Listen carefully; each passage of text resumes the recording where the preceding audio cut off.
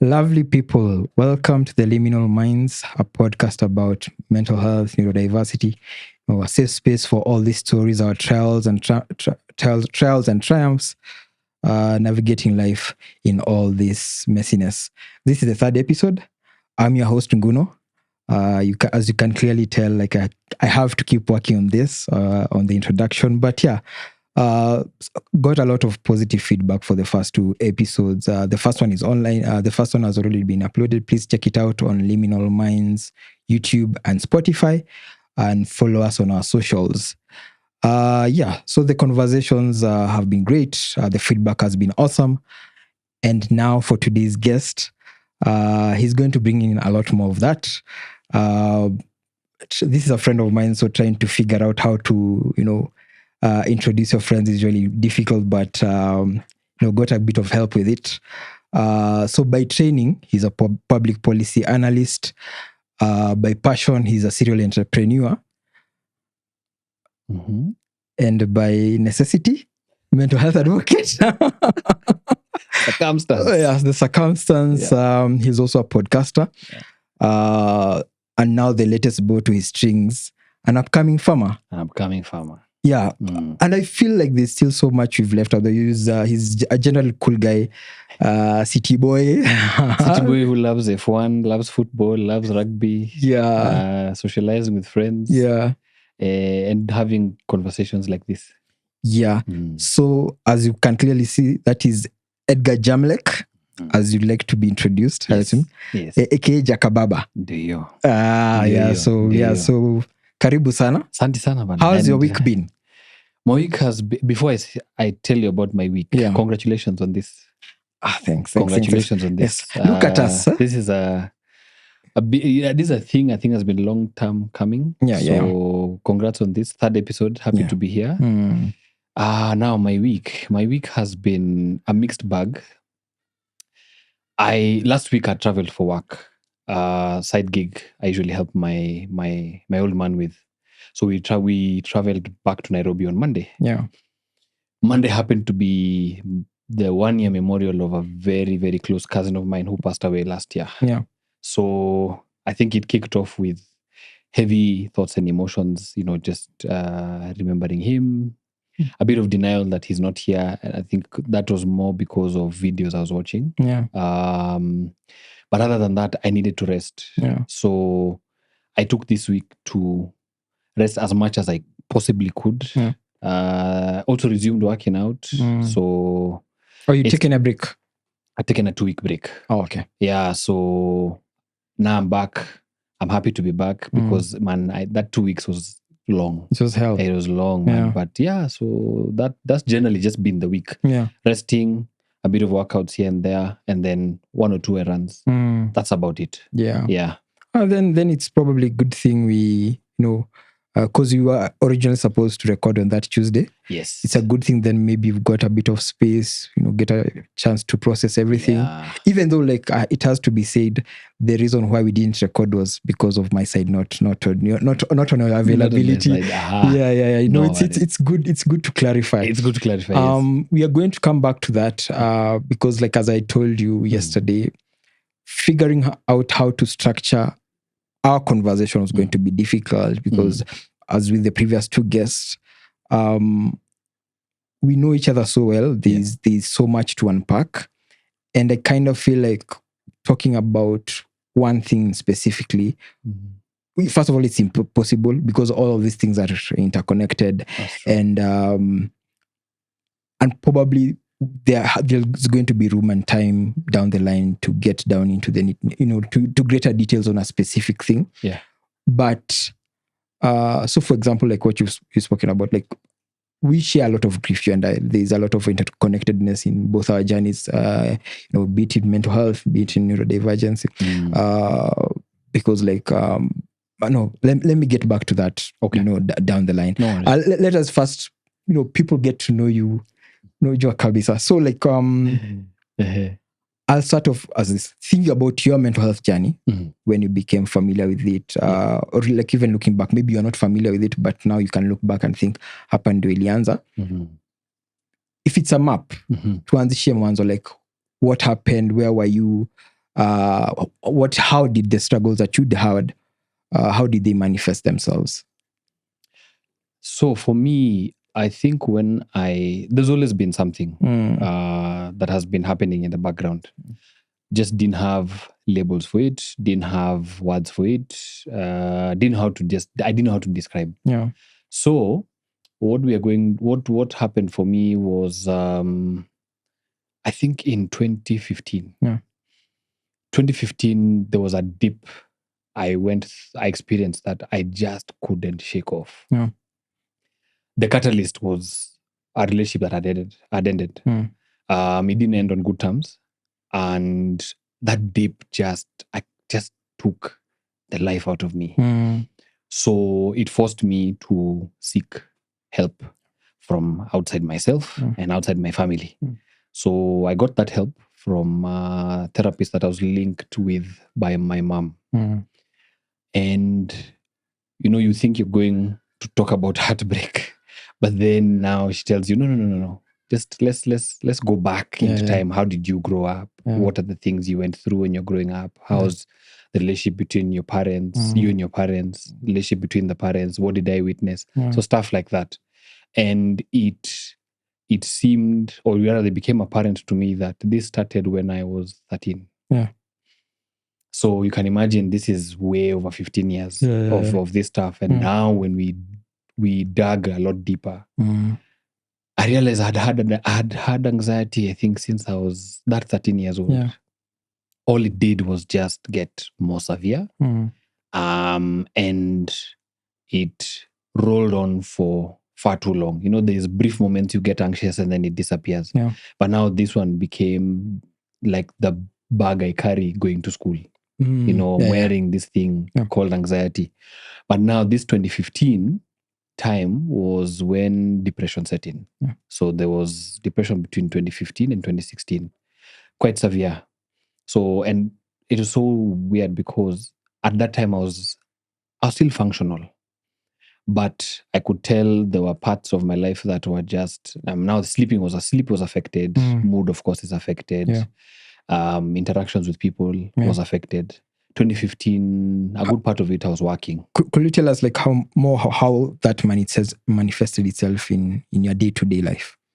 Because people usually hear I'm depressed, but again, also people don't realize depression functionality is a spectrum. It is. You can be severely depressed, but at work when una hit KPIs always HR anaona your manager ako like this is the best guy in this office, but kwa ground very different. So my mornings, I used to wake up early. I think I was up by 4:45 because the journey to work was very long. And if I was passing, there's a section on Gong Road that I needed to pass by latest 6. If 10 minutes passed, that means I would have been getting to work past 8. The boss we had, there was nothing like you getting to work past 8 unless you are sent to do a work assignment that needed you to then come late. So mornings were quite rushed. It's waking up early and then having to cross all the way from one side of town to the other, settle in the office, and then now just get down to work. Now, a lot of times in hindsight, I remembered that I couldn't quite remember my journey to work. So I had memory blanks. So I knew I got to work. But if you asked me which route I took, I would have a rough idea because I use the route every day. But if you asked me the happenings that took place on my way to work, I would not be able to remember. Proper autopilot. Autopilot mode was one thing. Number 2 was going through the day with a lot of anxiety because the kind of work environment we had was high strung. There's a lot of micromanagement, and that micromanagement was coming with a lot of pressure. Pressure to perform. And this pressure was coming with aggressive supervisors, aggressive bosses. They give you an assignment, and as soon as they've given it to you, they're sitting right next to you to be like, okay, so have you started? Where are we with this and all that? Was this part of Now, this is a part of you as a public policy analyst. Was that work related to that, or it was different? Different. That was an internship. So I was hoping that after the internship, now I'd get into actually a department that would help me actualize my public policy degree. Yeah. Then now we get to evening hours. So evening hours, I remember I'd get off work and I'm driving home and I'm just sad. Yeah. I'd get to the gym, find I'd work out. And this cousin who I lost is the guy who just kept me going. Because we used to work out with him every evening. Yeah. But now by the time I'd get home, man, I'm sad. And then insomnia was a problem. So as much as how I'm waking up at 4:45, I'd sleep at 10 or 11 and I'd be up at 1. And between 1 and 3, I'm awake. And now it's just running through so many scenarios in my life. I'm quite sad. I can't function. And then, but before I know it, I'd black out for that 1 hour something, and then have to get up and get moving. So I'd find rest was also a problem. You need the rest, but you can't, your mind your body can't shut down and shut off the noise to be able to sleep. So then weekends, I think, were now maybe the more... There's a mixed bag. You're looking forward to Friday because that's when you get to hang out with your friends, you get to drink, you get to go out, all that. In this life now that you're living, now the weekends feel like a bit of a release. Yes. So weekend is the time I get to have downtime. I get to decompress, I get to release. So now the high functioning depression kicks in because I was a guy who mobilized people for a plan. I always found a way to get a plan. Proper to even if I was not the host, but I was proper to so it's mobilizing guys, giving them the plan, and then I would do a lot of taking care of people. So if it's not picking or dropping, just ensuring that while we are wherever we are, guys, are you okay or not okay? Then there's the drinking. I wouldn't call the drinking excess, but it still provided a buffer from feeling my actual emotions or running through the thoughts that were causing me either the anxiety or the depression or both. But now, that was Fridays, Saturdays. Now my Sundays, man, I'm planted in my bed and I can barely move. I'm sad. So the depressive mood kicks in, but it also kicks in with anxiety. So it's a push and pull. And there's no time to feel these things, to go through all that I was facing because Monday was fast approaching. And this went on for 8 months. Even if there was the therapist that I was seeing, but, there's still all of this. So I think maybe what kept me going is because I had a job. But now after the internship, I didn't have a job. So there was a time where I think it was 4 or 5 months where there was no work. I was looking for work. Now those was getting out of bed at 10, 11. My appetite was off. I was barely eating, barely sleeping. Then the withdrawal from hanging out with friends. Because now, your identity is also pegged on you have a job. Now you don't have a job. So you feel like your identity has been hit at, So people are there telling you, they've just been confirmed, into this company and now they're getting a salary. You're there, you're on internship and you're being paid pennies, now you don't have a job.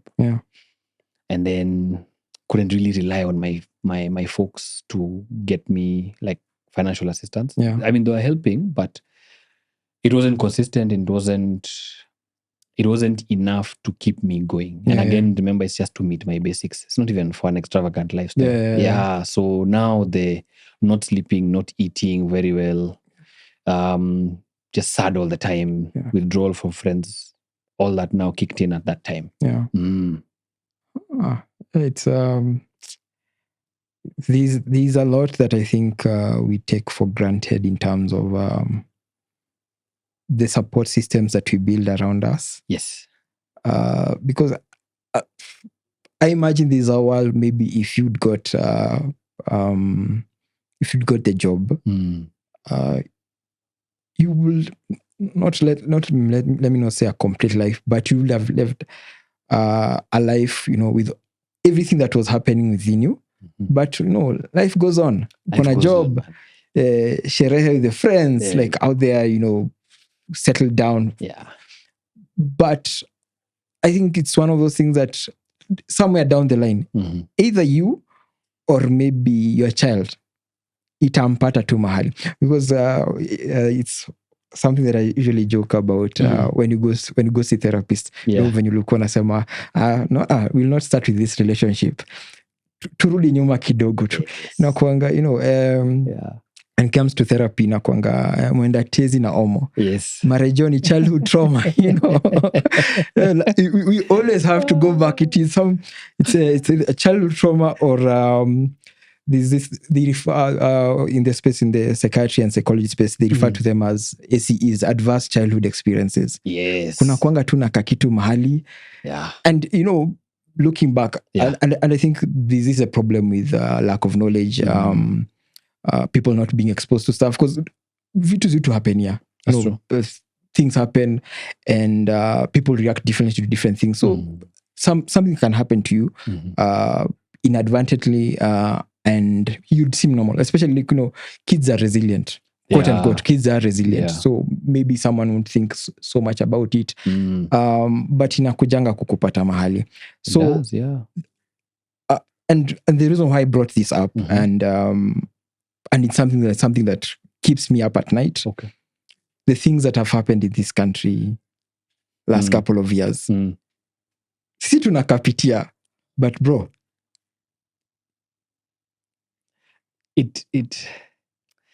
there's the economy, number one. Number two, then there's the effects of bad governance. And I can tell you for a fact, like last year when we had the protest, June 25th, I went for Mandaman on June 25th.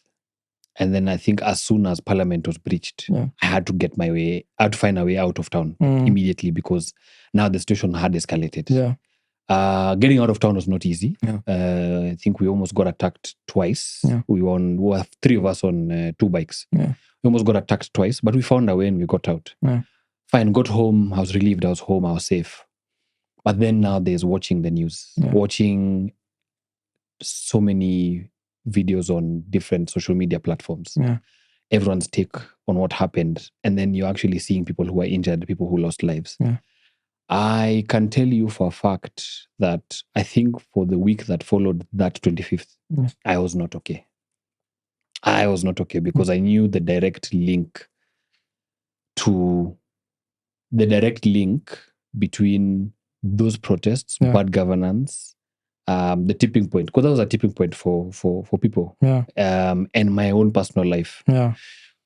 The effect it will have on my family, with regard to income, with regard to wealth generation, if there is even any, and then our wellness. Already there's our home that has, I've grown up in the home that's been dysfunctional for the longest time. This adding to that was not an easy thing to take in and process.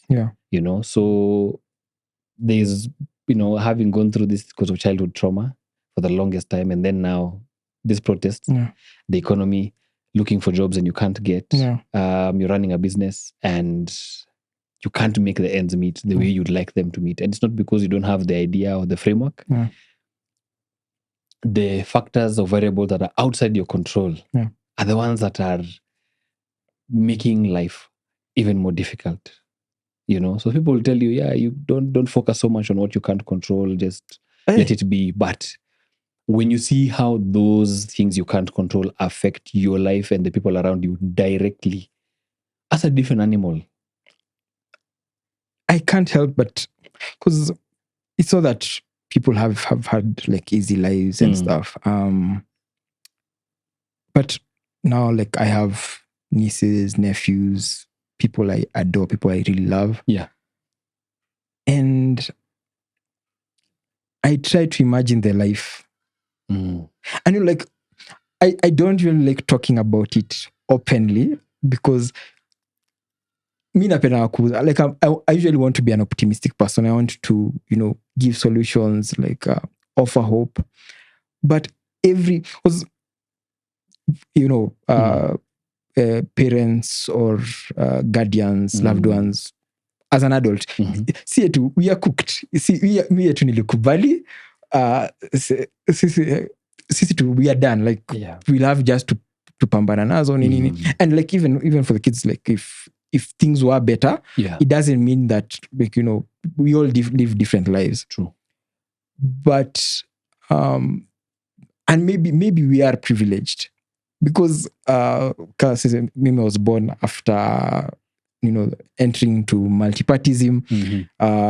Then quote unquote golden ages are post NAC to so maybe ours is what is it called?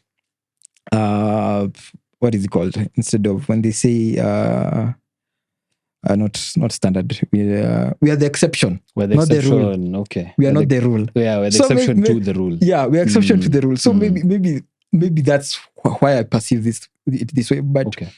I feel like as a nation, we are traumatized, and then because of like technology and stuff, like there's a level of integration between boomers, millennials, Gen Z, to alphas, to whatever that come after that. Yeah, we can't carry that trauma for them. No, we can't. We really can't. We shouldn't actually.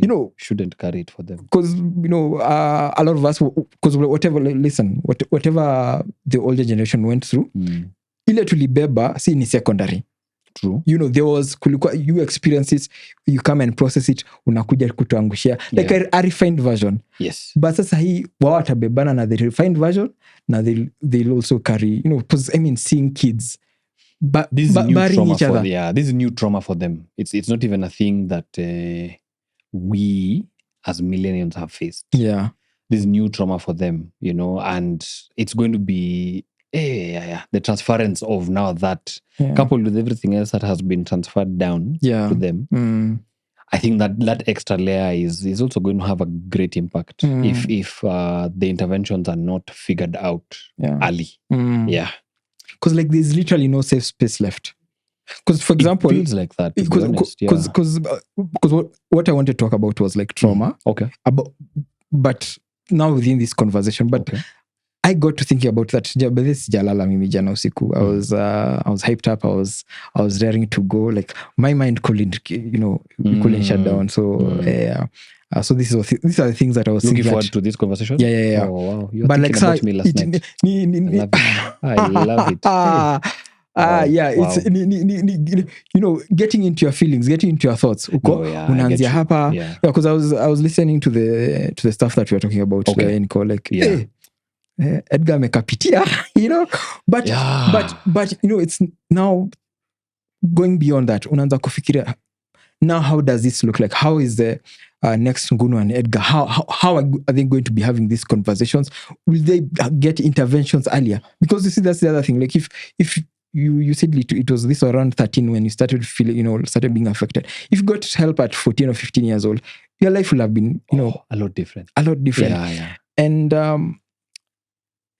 but then the other thing, because now I was thinking even about safe spaces. And I'll come back to you because I really want to know what safe looks like for you. Okay. Maybe I don't know the answer to this, but like how do you work towards peace? Like how do you work towards it? Ile ya kindani ndani. But even schools, these people don't get.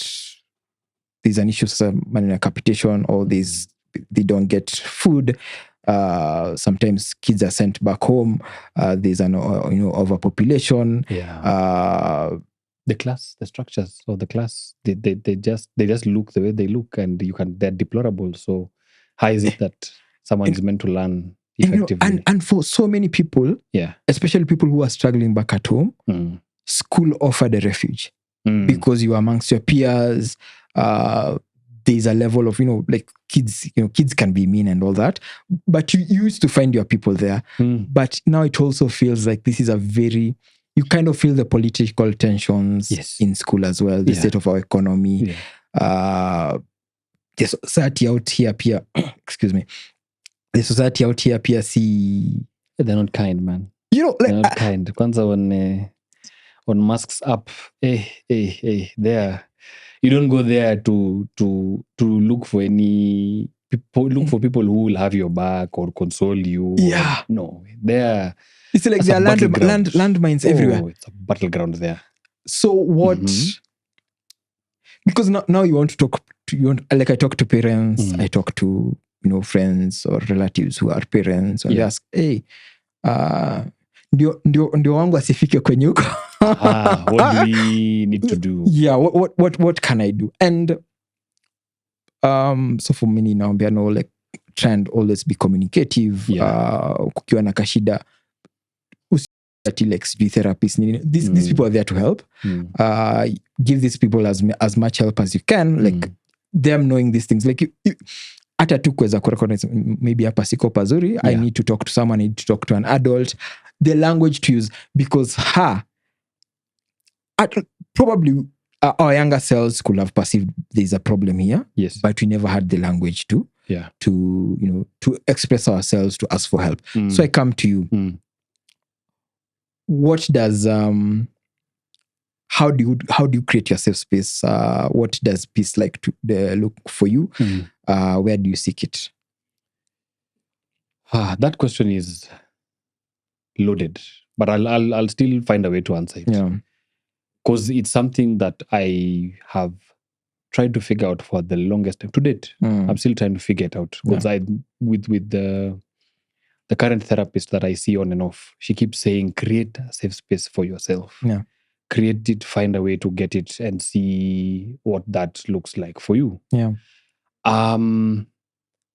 Ways I've done it so far are there's surrounding myself with very specific people, like friends, specific friends who, whether I'm with them in person or I am talking to them like on chat or on a call, I can share anything and everything with them. No drama, no issues, just, no back talk, no judgment. I just say it as it is. The other thing, I do therapy. Therapy has been big for me. I've been seeing a therapist on and off for, and since 2013. Okay. Since 2013 to date. So if you go to 2023, that's 12 years. Yeah. So now 2025, 12 years. So 12 years on and off, I've been seeking therapy. The going to the gym has been good. But now there's the internal stuff.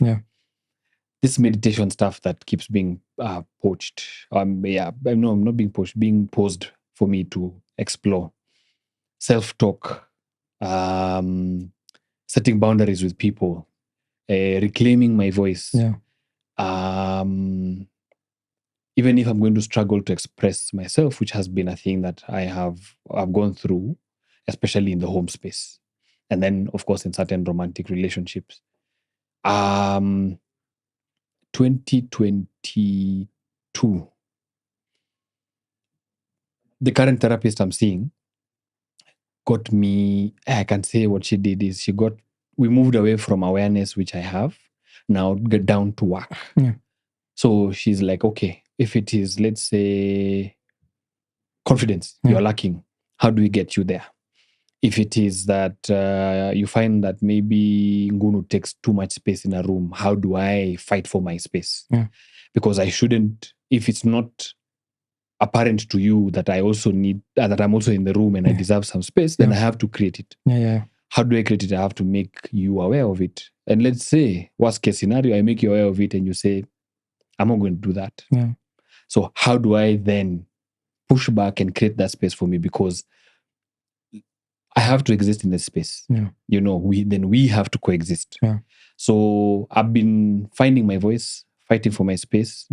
Now these things are ways of how I get safety, which then leads to me having peace. So because I think you get one to then, to get this benefit, I have to first handle this part. So those are some of the little things that I've been doing here and there. I'm still not perfect at it, but I can say definitely where I was even just 3 years ago and where I am today. Very different. I can see that as well. Yeah, very, very different.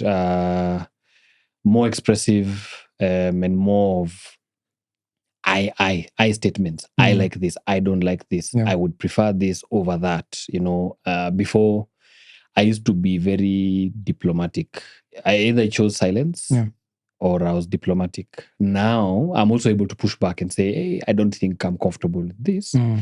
I'd prefer something else. I'm setting standards and making people aware of that. So it's a thing I was telling someone else I was having a conversation with. What I've been doing the last 5 years is I'm reintroducing myself to people around me. There are those who don't like it, which is fine. Yeah. There are guys who have adjusted, and we're moving on along very well. Yeah. And I think the biggest thing I did to help me achieve even the peace was sobriety. So I just decided, you know what, I'm done with alcohol, not because I had any addiction issues, but I just got tired of you drink on Friday, drink on Saturday, whether a little, whether a lot, somewhere in between. But the effect I was getting on Sunday, Monday, Tuesday, when I'm recovering, was getting worse. You know, so sobriety, I think, is what now just got me to have to face my mind, have to face my heart, and all the emotions that it brings on board. And so far, so good. You know, it's been a very uncomfortable journey. Yeah. But so far, so good. I don't think I'd trade it for anything else. Yeah, it's a good pivot because it was like one of the things that I wanted to transition to. Yeah, but I read your mind. Yes. That's why, like, even as I said, like, I couldn't sleep last night. There you go. It wasn't pressure. It wasn't that pressure. It was because, like, as I said, I think it's good to think about your friends. Hey, muhimu. It's good to think about your friends. Hey, usipofikiria, you know, the world out here ni kunoma. How will I know you love me? Yes, you know. But it because it ties to, like, I've never worked or talked about or presented myself as someone who works in the, you know, like when we're talking about mental health, asked to come and contribute to something. Yeah. The one thing that I've always avoided was conversations about sobriety, substance abuse. I used to drink, and even sometimes I still, even when I say sometimes I still drink, like, I've not touched alcohol this year. It's for me, it's never been an issue, but it's the same case as you. Like, one of the reasons why I don't put myself in those situations, because, like, 3 business days to recover. Crazy business, man. You know, and in this world today, and you know, like, until you recognize that you are different to others, because, like, you know, there's that. Like, I used to go out with friends, like, watakunya Thursday, Friday, Saturday, and they are functional. Me, I'd go on Saturday, Tuesday, unaanza kufeel, you know, getting back to yourself. Yeah. But the other reason why there's, like, a very weird relationship people have with alcohol. Yeah, mostly alcohol, because, like, with the other substances, you know, there are bigger health implications. Yes. Kuna zingine za legality. Yeah. But the reason why I usually get the sense that, and, you know, I'm not here to judge, but there's a way people talk about alcohol in, you know, because, like, for you, that was a functional choice, not a moral one. No. You know, like, for you, it was... This isn't working, so I have to do this. You know, and kudos to that. The reason why, like, there's someone I know who struggled with alcoholism, but someone who has ADHD, and there's also another person who's recovered. Also, like, congrats, first of all, like, on 6 years. 6 years. Yes. Hey, man, like, yo kwanza, we have to acknowledge it, man. It's insert background noise. Yeah. Na nafaa kukuwa na hiyo kitu ya sound, you know. But yeah, like, that in itself is an achievement. Yes. There's someone else, when I was, you know, when I was thinking about this, like, I wanted to get their perspective, so I talked to them. But going back a bit, there's someone who struggled with addiction, and ADHD, bipolar. And one thing that they said to me, this is in Kitambo, this is around 2019. They told me, if it wasn't, because, like, he's a very level-headed person, but I remember, if it wasn't for alcohol and the spaces that I was in, he couldn't have got to a point whereby he could get or seek help. Mm. You know, Mm-hmm. it was in these spaces that kept him going from point A to point B to point C to point D. And at point G, he was both ready to get help, and people noticed. Mm-hmm. Mm-hmm. Twofold. Okay. You know, So there's the acceptance, but there's also what people had seen. exactly. Okay. So, he's practical in terms of thinking. And again, one of the things I also want to be careful of when talking about these things, like every person's journey is different. Yeah. If if you view alcohol as something that's really bad and you need to quit it for moral choice, ni sawa. Yeah. It's just that for me, like, my personal beliefs hapo ndo nakuanga kidogo, and one of the reasons why I don't like, because when I talk about it, it sound like I'm promoting ABL, or like I am advocating for it. No, it's just that sometimes I want us to have neutral, balanced conversations about this. So, and like even something like that, it changes your perspective, because when you look around, and even like maybe you'll come to you and sobriety, detaching yourself from social situations that have alcohol, utaachwa peke yako. There is a very high chance because maybe the other alternative is church. That is a different conversation. Yes. But once you do that, out of sight, out of mind.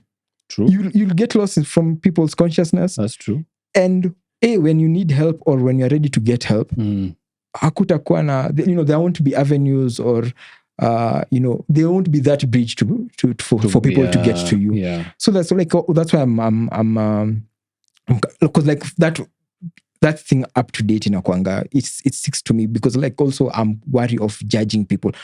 People, because like you saw for your case, for you it was not addiction. Yeah. But for people who are addicted, I think we need to kind of remove the morality out of it and think about, this is a health condition. This is a health condition that needs seriousness, that needs a serious discussion to talk about. It needs a lot of nuance. It needs a lot. But so for your case, like you very functional, but how did you get to that point? So paint for us a picture, like the week or month leading up to the decision, and how you transition to sobriety. So the leading events to my sobriety, there are two parts to this story. And I'll see how to just give quick bites. The first part, I think of it, was 2018. 2018 November. Was it October? No, not November. September. I was on a 2-month break. The reason why, I think I was tired of the cycle that I was facing, which was, you drink, you take 2-3 days to recover, and it wasn't sitting well with my spirit. I was losing time. Energies were low. By the time I'm picking up, the week is over. So the most productive days of my week are behind me, not in front of me. So I did a 2-month stint. But then, fast forward 2 months later, I lost 2 friends in a span of 2 days. So when the second person passed on, I remember after we had finished all the process at the hospital, between, when the hospital staff take in, the body, and then, there's a lot of things that needed to be discussed because of the circumstances to which that led to this my friend's death. And then now moving the body to the hospital's morgue. I remember right after that I went to the bar. And because I had a tougher day the next day, the person who had passed on first of the two, the last time I'd seen her, she was alive. And then literally it was 2 days and then she died. So a few of us had planned to go and see her at the hospital. Now, something I've always, I think the conditioning that we've always been accustomed to is whenever you're facing such situations, it's almost automatic that because the grief and the pain is intense and immense, you can only face those situations after having had a few drinks. So it was the buffer. I think the drinking the night before was a buffer because we were going to see her at the morgue the next day. So that's that stint. Now, I that is November. So I drank all the way up to June when I quit. Now, June 2019 when I decided to quit. My drinking changed. From a guy who never used to have a hangover, barely hangover, now I was getting a hangover and taking 2-3 days to recover.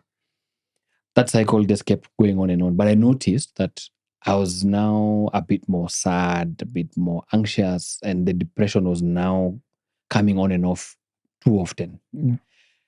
But this was also coupled with the fact that there was antidepressants I was taking. Now, I prior didn't know that mixing alcohol and medication would make you susceptible to severe or more severe depression or more severe anxiety. I didn't know. And even on that is a public service announcement. Yeah, don't combine. If you are taking any form of anti-anxiety, antidepressants, antipsychotics, yes, quit alcohol. Quit alcohol. Yeah. Period. Like there's no nuance to that. Yes, there's no in between. Yeah. You have to quit.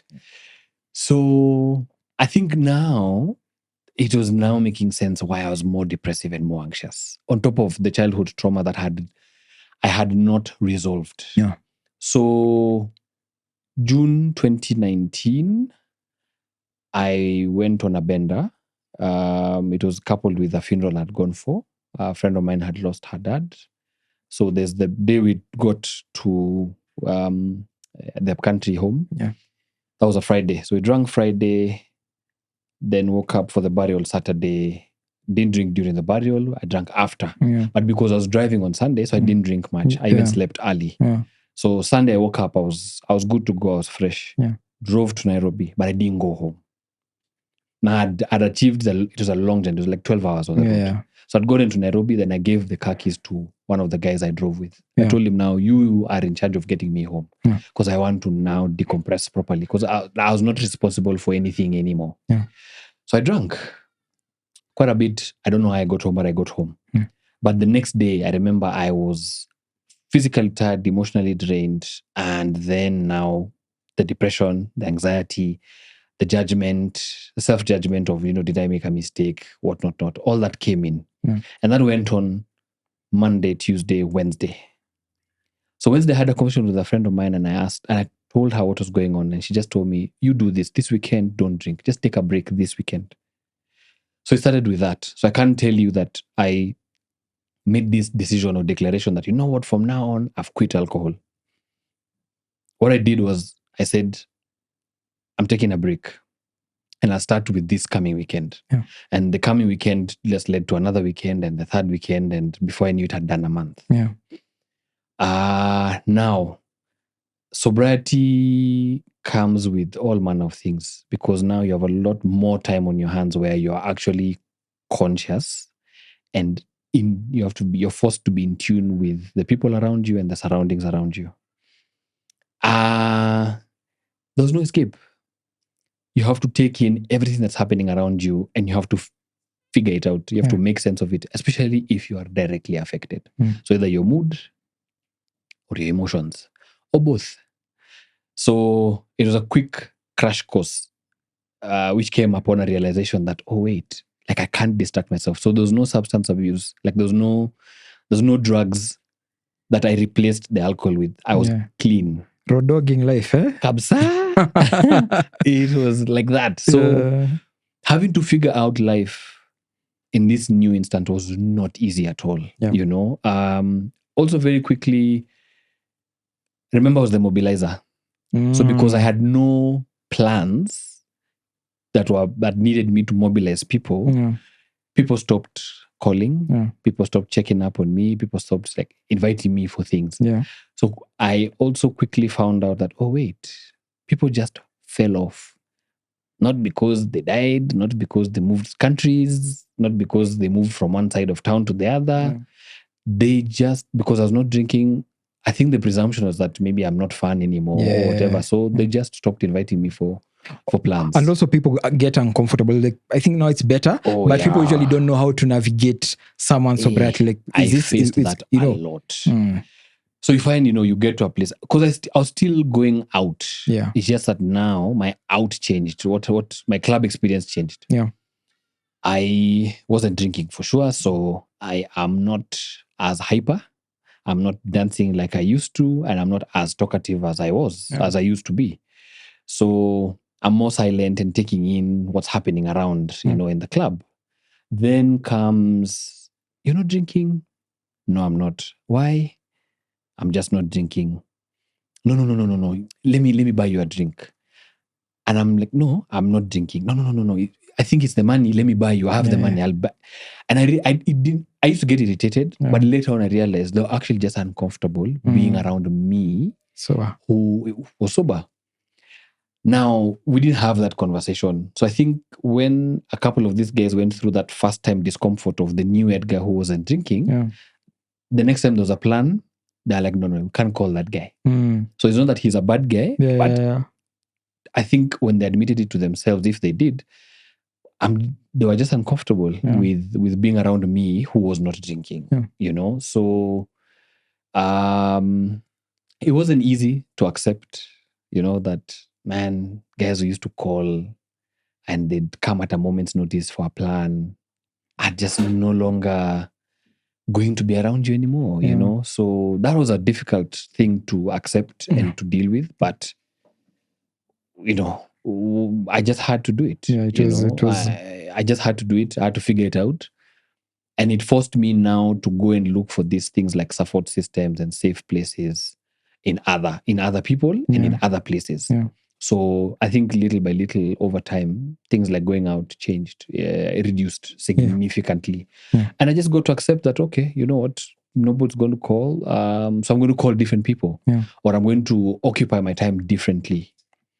So I slowly try to figure that out. I'm still trying to do it until today, even if I'm 6 years in, but I think I'm more comfortable in my skin now than I was even in that first year and a half. So like some of the things that you mentioned, like I said, I spoke to someone who an ADHDer, also I think 2 or 3 years sober, and like the two things that stand out for in both of your experiences, or rather like, and this is like he told me this in no uncertain terms, because like he also wanted to start off as he used to try and manage how he drank. Then like he kept falling off. But have you ever had a relapse from the first time you started? Like once you made this decision, this second time one after I did the 2 months. Then I could count that as a relapse. But after that, I didn't relapse again. Yeah. So the thing, because like I think he tried twice or 3 times. The first thing he told me that he had to change how he identified himself.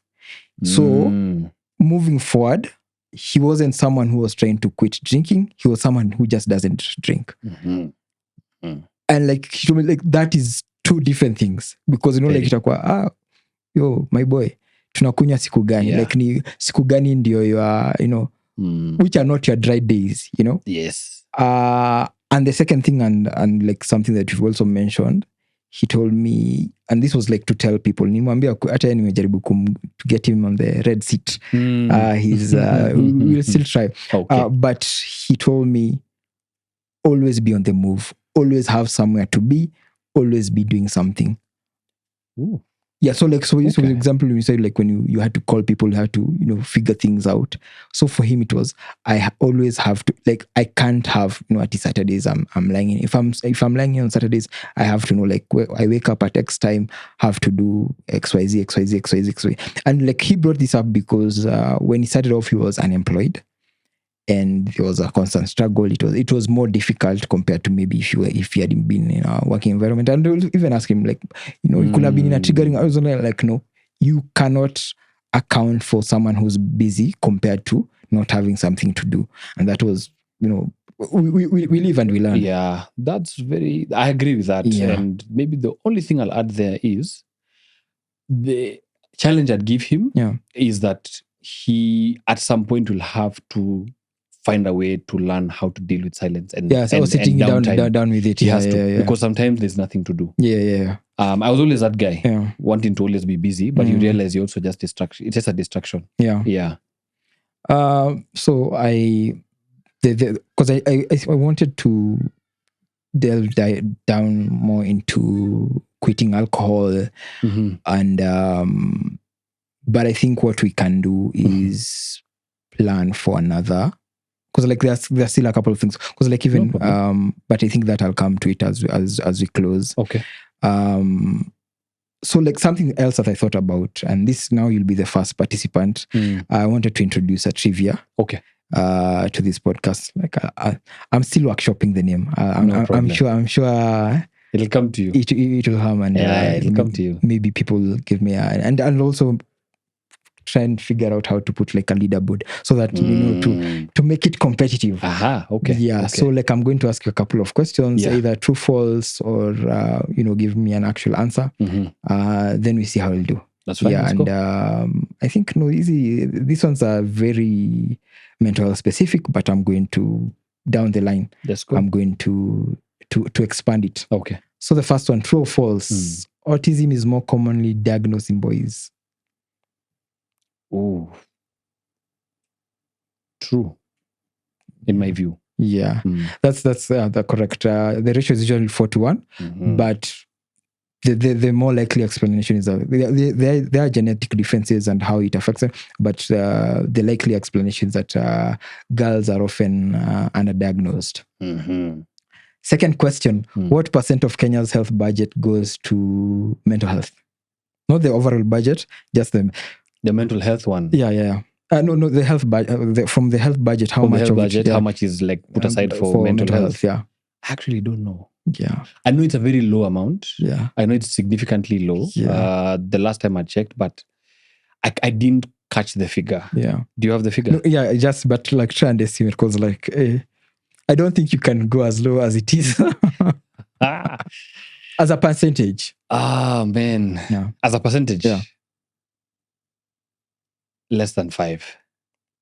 Funny enough, that is what WHO recommends. 5% of a nation's budget will go to mental health. In Kenya is 0.5. 0.5 of the health budget. Yeah. Yeah. Damn. The next one, what vitamin deficiency is linked to depression?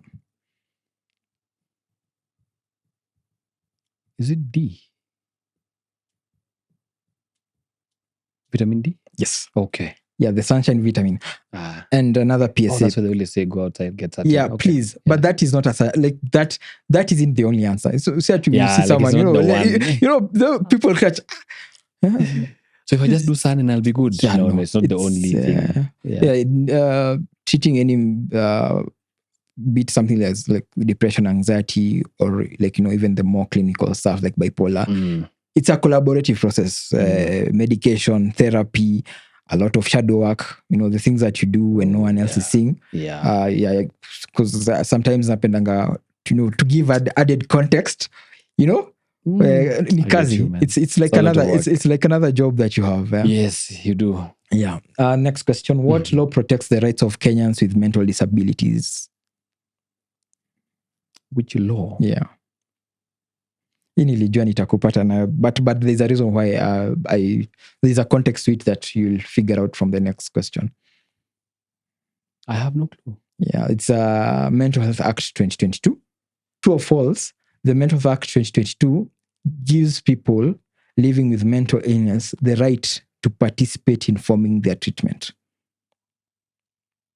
Informing? Yeah, informing their treatment. I would think false.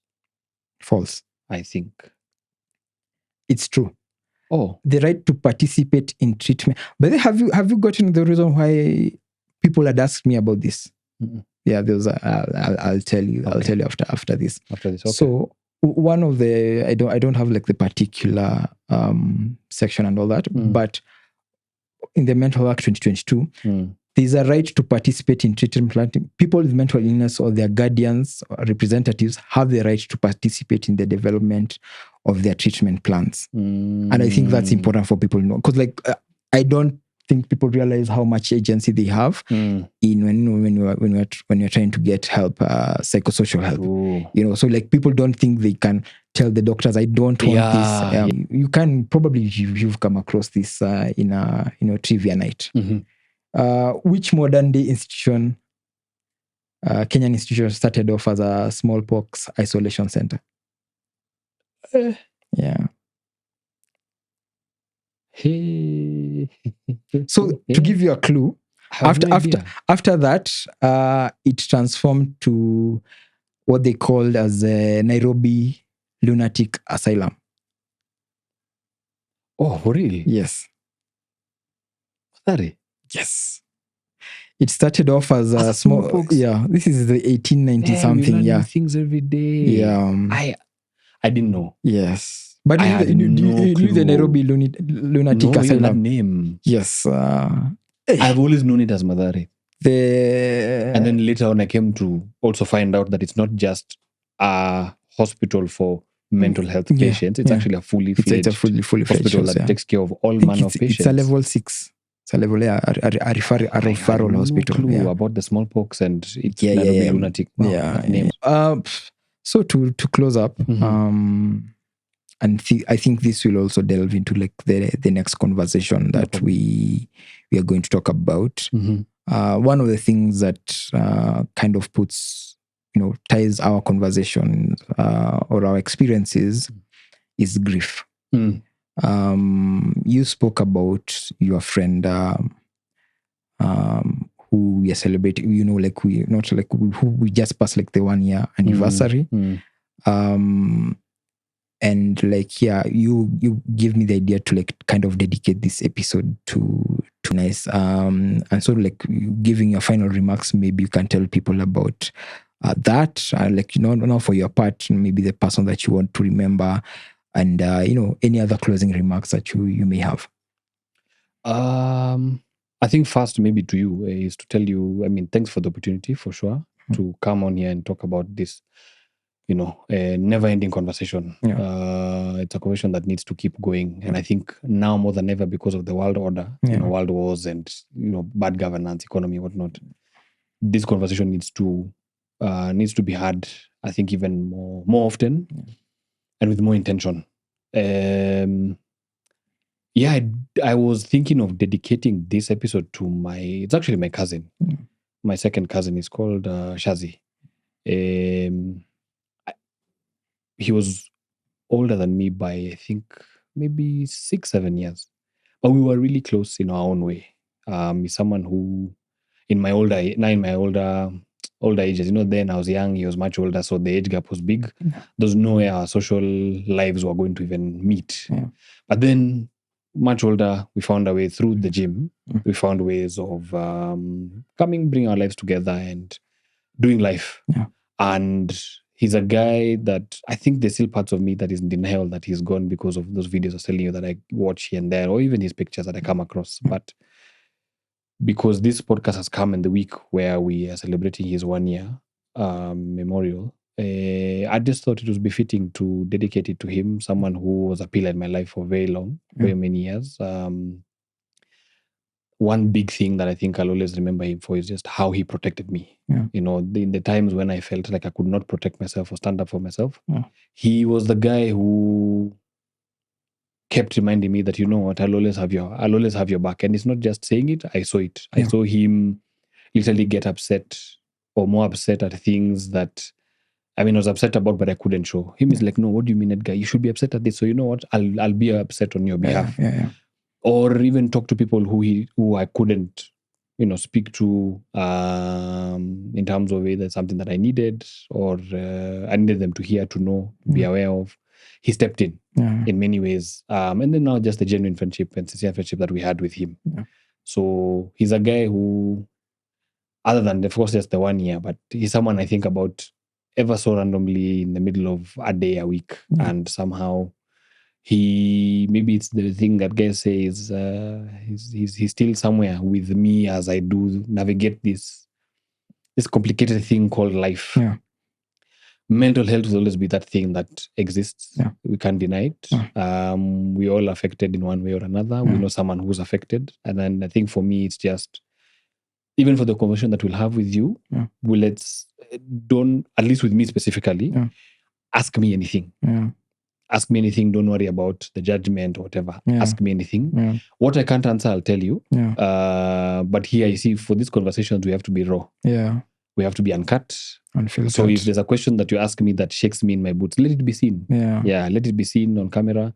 And then I think even amongst friends out there, people need to be more intentional about, don't just get to know your friend during the good times. Yeah, I think at a superficial level. Yeah, know them in the deeper parts, because now you see we're navigating job losses, we're navigating people closing businesses, we're navigating death, and taking grief. care of sick parents, taking care of sick siblings. We're also losing our own friends. Yeah.